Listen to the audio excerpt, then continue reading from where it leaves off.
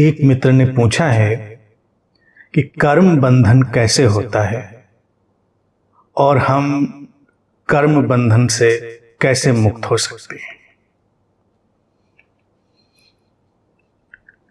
कर्मों का जो विषय है ये लोगों को हमेशा उलझाए रखता है। कई बार अध्यात्म में हम सीधी सरल बातों को जटिल बना देते हैं और उलझ जाते हैं। कर्म क्या है, कर्म क्यों है, इस सब को समझ लेना उचित होगा, तभी कर्म बंध भी समझ में आएगा। कर्म का बंधन, कर्म अस्तित्व ने, उस सोर्स ने, उस स्रोत ने, उस टोटलिटी ने, समग्रता ने हमको इस जीवन में कार्य व्यवहार करने में, सक्रिय होने में, उस सब में शामिल होने के लिए दिया है। वो हमारे जीवन का एक अभिन्न हिस्सा है। यूं तो हम पशु पक्षियों को देखें, वो भी कोई ना कोई कर्म कर ही रहे हैं जीवित बने रहने के लिए। बिना कर्म के तो जीवित नहीं रह सकते। पक्षी भी है, वो भी उड़ान भरता है अपना भोजन ढूंढने के लिए, वो भी शाम को अपने घोंसले में लौट आता है।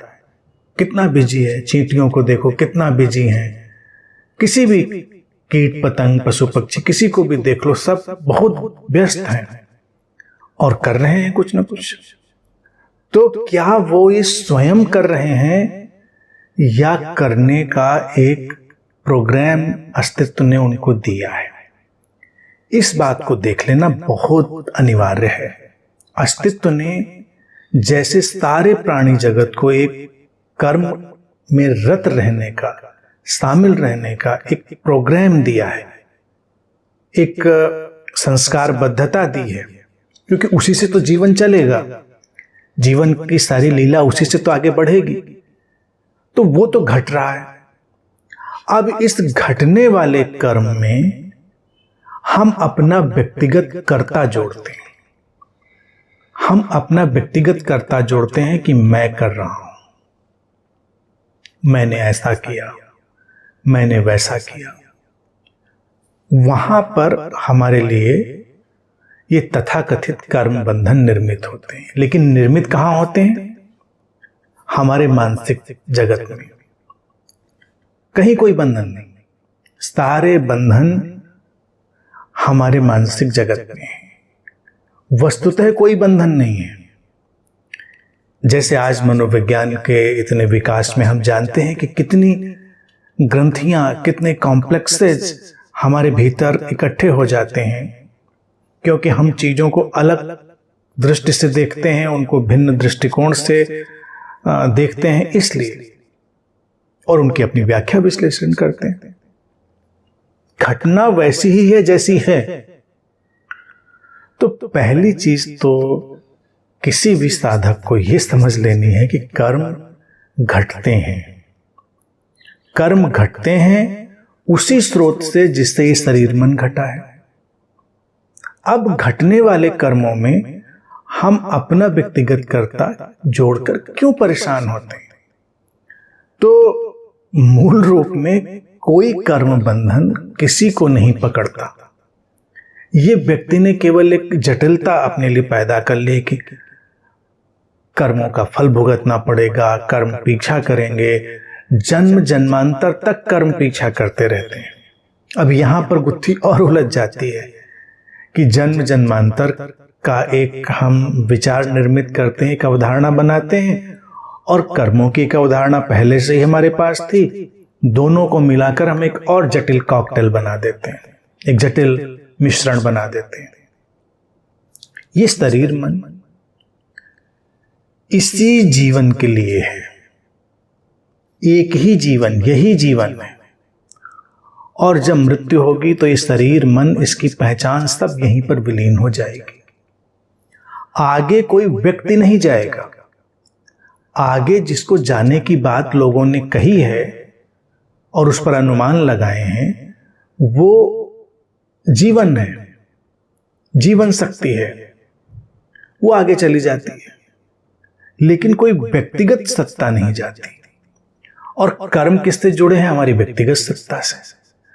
तो जब कोई व्यक्तिगत सत्ता आगे जाती ही नहीं है, कोई इंडिविजुअल आइडेंटिटी आगे जाती ही नहीं है, तो कहाँ कर्म पीछा करेंगे, किसका पीछा करेंगे? ना कोई पुनर्जन्म होना है तुम्हारा, ना उसमें कोई पीछा करने वाली चीज आनी है। तो ये एक व्यर्थ का जो है कॉन्सेप्ट हमने बनाया हुआ है और इससे पीड़ित होते हैं।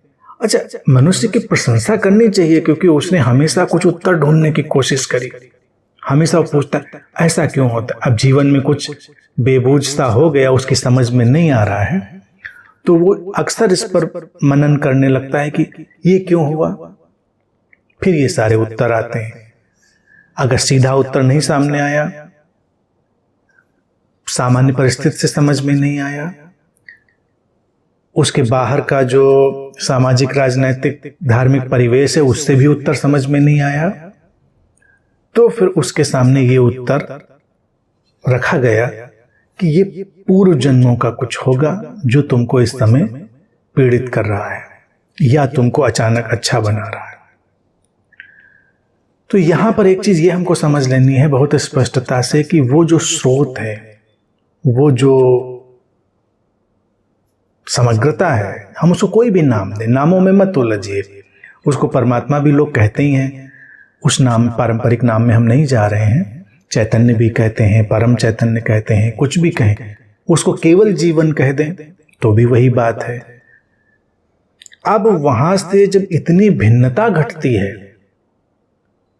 पूरे अस्तित्व की भिन्नता, पूरे प्राणी जगत की भिन्नता, जड़ चेतन की भिन्नता, तो हमको ये स्वीकार करने में समस्या क्या है कि अलग अलग शरीर मन भिन्न भिन्न रूपों में रचे जा सकते हैं। उनकी भिन्न भिन्न गुणवत्ताएं हो सकती हैं, उनकी भिन्न भिन्न अभिव्यक्तियां हो सकती हैं।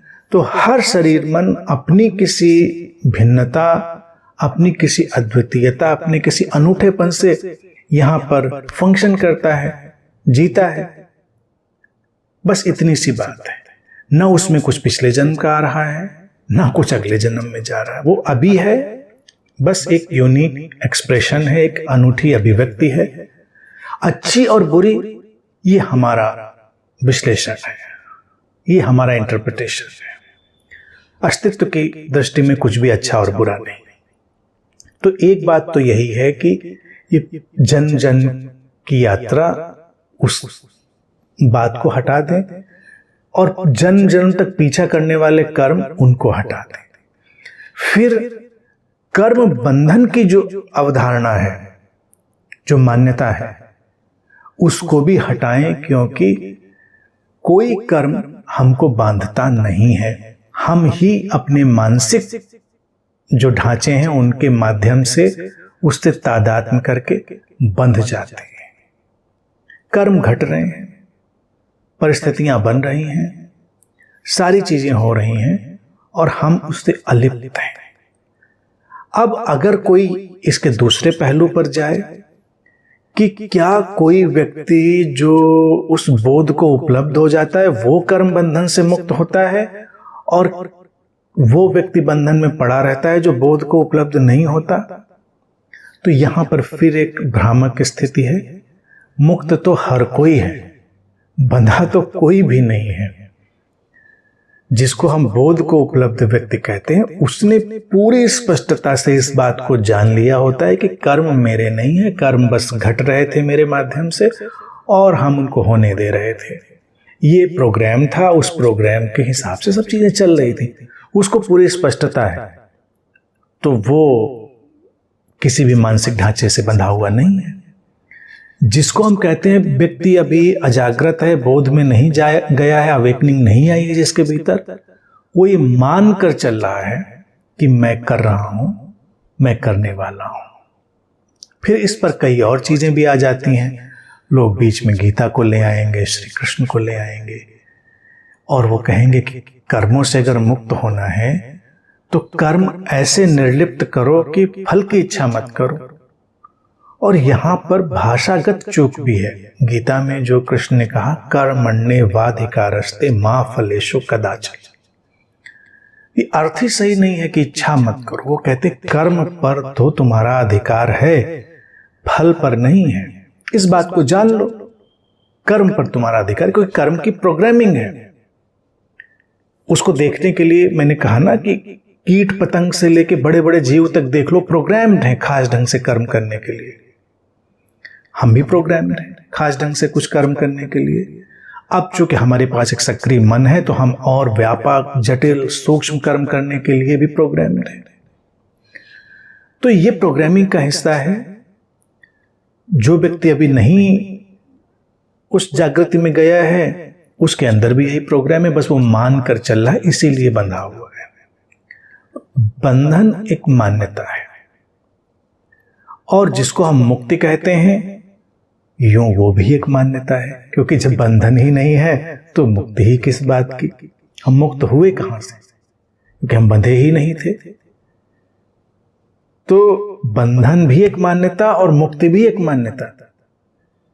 इसलिए ये पूछना कि हम इससे कैसे मुक्त हों, कैसे का सवाल ही नहीं। हम मुक्त हैं, इस बात को बस जानना है, इसको समझना है, और इन सारी मान्यताओं को परे हटाकर देखना है। क्योंकि मान्यताएं अटका लेती हैं। और ये प्रश्न कि ऐसा क्यों हुआ, क्योंकि भिन्नता का जगत हम स्वीकार करने में अपने को सक्षम नहीं पाते। तभी हम बार बार पूछते हैं, उसके साथ ऐसा क्यों हुआ, मेरे साथ ऐसा क्यों हुआ, जीवन में मेरे ऐसा क्यों, उसके साथ वैसा क्यों।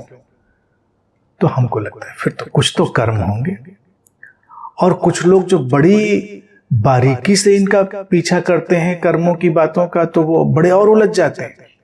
मेरे पास पहले कुश्ती कराते थे, अच्छे घर के थे, अच्छे पद पर थे वो लोग, और सज्जन व्यक्ति थे, बड़ा धार्मिक आध्यात्मिक जो मान्यताओं वाला जगत होता है, नीति नियम का, वो मानकर चलते थे, भले लोग थे। अब पीड़ित भी थे, क्योंकि घर में एक दो सदस्य बीमार थे, तमाम चिकित्सा कराकर भी स्वस्थ नहीं हो पा रहे थे। और चूंकि वो बड़ा ही ऑनेस्टी वाला अपना जीवन जी रहे थे, जो नौकरी है वो भी बहुत ही ऑनेस्टी से कर रहे थे, तो जितना धन उनको मिलना था उतना मिल रहा था, अतिरेक में धन नहीं था। स्वाभाविक है कुछ उसके कष्ट भी थे, क्योंकि जब वो लालसा बड़े की तरफ जाएगी तो वो कष्ट भी आएगा। तो अक्सर वो मुझसे पूछते थे कि बताइए, वो फला व्यक्ति किसी का भी नाम ले लेते थे, कोई नेता, कोई माफिया, वो तो इतने अत्याचार करता है, इतनी दुष्टता, इतनी बेईमानी, और कितने सुख में है, कितना ऐश्वर्य है उसके पास, और वो तो स्वस्थ भी है, उसके बच्चे भी स्वस्थ हैं, उसके माता पिता भी स्वस्थ हैं, सब कुछ, और उनके यहाँ सब बीमारी और कष्ट भी कई तरह के। वो अपनी एक सामान्य कार से चलते थे, और जो लोग बेईमानी उनकी दृष्टि में कर रहे थे वो लग्जरी कार से चल रहे थे। तो मैं उनसे अक्सर यही कहता था कि आपको इससे क्या लेना देना। आप अपनी जो नैतिकता है, धार्मिकता है, उसके पालन करते हुए ठीक रास्ते पर चल रहे हैं, तो जो आपके हिस्से में है उसमें प्रसन्न रहिए। और वो जिस रास्ते पर चल रहा होगा, जो उसके हिस्से में आ रहा होगा, वो पता नहीं उसमें प्रसन्न होगा, अप्रसन्न होगा, ये आपका तो विषय है नहीं। तो मैं उनसे कहता था, कहीं ऐसा तो नहीं कि आप चलते हुए इसी रास्ते पर वही वाली सारी चीजें चाहते हैं, वही वाले सारे फल जो व्यक्ति बेईमानी से पा रहा है या किसी भी दुष्टता से पा रहा है। आकांक्षा क्यों, और ये तुलना भी क्यों? धार्मिक लोग अक्सर इसी विवाद में पड़कर उलझते हैं। तब ये फिर कर्म के सिद्धांत आ जाते हैं। फिर उनको ये समझाया जाता है कि देखो, आज तुम्हारे जीवन में जो कष्ट है, पिछले जीवन में कुछ ऐसा था इसलिए, और आज ये जो बुरा व्यक्ति है, इसके जीवन में जो ये सुख ऐश्वर्य है, पिछले जीवन में कुछ ऐसा था इसलिए ऐसा है। बस हमको थोड़ी शांति पड़ जाती है। लेकिन अगर हम माने कि नहीं, वो इसी जीवन में ऐसा है, तो लोग विचलित होते हैं। प्रश्न यहां पर है, ये भिन्नता क्यों नहीं हो सकती? भिन्नता हो सकती है, और जीवन में इस स्वीकार के साथ कर्मों का ये जो मसला है, ये पूरी तरह समाप्त हो जाता है। और हम जब इस चीज को देख लेते हैं, करने वाला कोई नहीं है, कृत्य घटते हैं, परिस्थितियां बनती हैं, इसी तरह से जीवन चलता है, तो फिर मुक्ति की जो बात है वो भी समाप्त हो जाती है, क्योंकि बंधन से ही मुक्ति की धारणा पैदा होती है। तो एक धारणा गई तो दूसरी धारणा भी चली जाती है, फिर हम जैसे हैं वैसे रह जाते हैं, और वो अवस्था ही देखा जाए तो परम मुक्ति की अवस्था भी है।